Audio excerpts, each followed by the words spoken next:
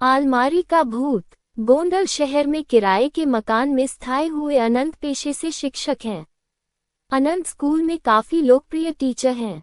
School में पढ़ाने के बाद वह बच्चों को अपने घर पर ट्यूशन भी पढ़ाते हैं। खैर, अब तो उनकी शादी हो चुकी है, पर जब वह कुंवारे थे तब उन्हें अपने किराए के घर में एक बेहद भयानक अनुभव हुआ था। एक शाम जब वह अपनी आराम कुर्सी पर बैठकर सुस्ता रहे थे, तभी अचानक उनकी अलमारी का दरवाजा अपने आप धड़ाम से खुल गया। इस आवाज से वह चौंक गए। उन्हें काफी डर महसूस हुआ, चूंकि उस शाम वहां कोई हवा नहीं चल रही थी और घर पर तो वह अकेले ही रहते थे। वह उठकर अलमारी का दरवाजा फिर से बंद कर कुर्सी की ओर जाने लगे। तभी उन्हें महसूस हुआ कि किसी ने उनका नाम पुकारा और वह आवाज उस अलमारी के अंदर से आ रही थी। इस भयानक घटना से अनंत बुरी तरह डर गए। उन्हें वहीं खड़े खड़े पसीने आने लगे और वह बुरी तरह कांपने लगे। डरते डरते उन्होंने पीछे मुड़कर देखा तो अलमारी का दरवाजा धीरे धीरे हिल रहा था, जैसे कि अंदर से उसे कोई धक्का दे रहा हो। खौफ के मारे कांपते हुए अनंत थोड़ी देर वह अजीब नजारा देखते रहे। तभी अचानक अलमारी से गाढ़ा काला धुआं बाहर आने लगा। ये सब पारलौकिक घटनाएं देखकर अनंत की चीख निकल गई।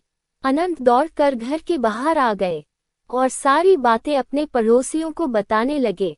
अनंत के पड़ोसी उनके साथ घर में दाखिल हुए और उन सब ने वहां जो भी देखा उसे देखकर सबके होश उड़ गए।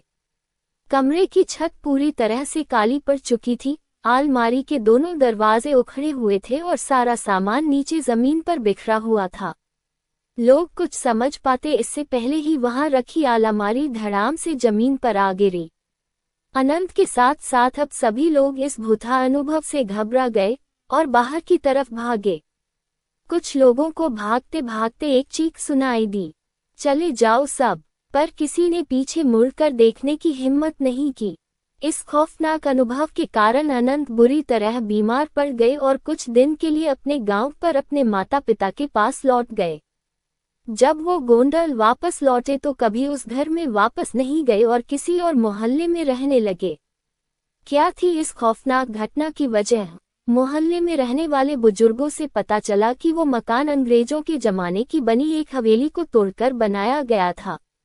कहते हैं कि उस हवेली का मालिक बहुत क्रूर इंसान था और एक बार उसने अपने नौकर को जलाकर मार डाला था और उसकी अधजली लाश उस अलमारी में छिपा दी थी।